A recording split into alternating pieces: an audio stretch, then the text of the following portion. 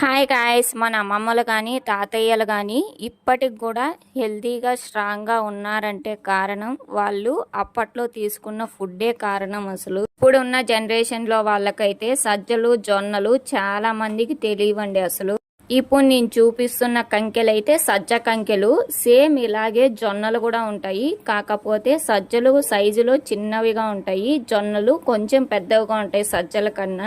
ఈ సజ్జ కంకెలు ఎక్కడవంటే వినాయక చవితి రోజు వినాయకుని దగ్గర అయితే ఉంచామండి సజ్జలు.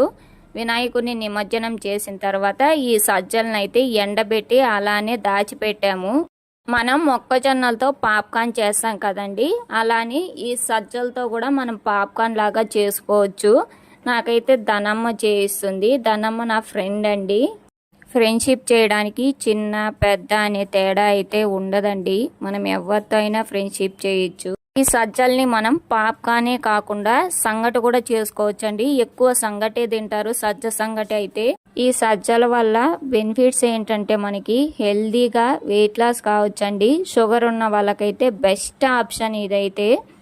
అలాగే బ్లడ్ ప్రెషర్ కూడా కంట్రోల్లో ఉంటుంది. కాకపోతే లిమిట్గా తినాలి ఏదైనా సరే. సజ్జలు మన హెల్త్కి చాలా మంచిది కదా, అందరూ తినొచ్చు అని అనుకుంటారు, కానీ చాలా రాంగ్ అండి.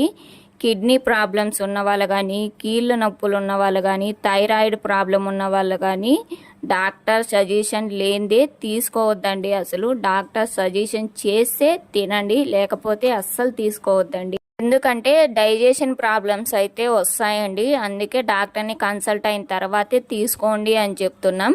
మన పాప్కార్న్ అయితే రెడీ అయిపోతుందండి. అంటే మొక్కజొన్నలాగా పెద్ద పెద్దగా అయితే రాదు, చిన్న చిన్నవిగా వస్తాయి, కానీ టేస్ట్ అయితే అదిరిపోయిందండి.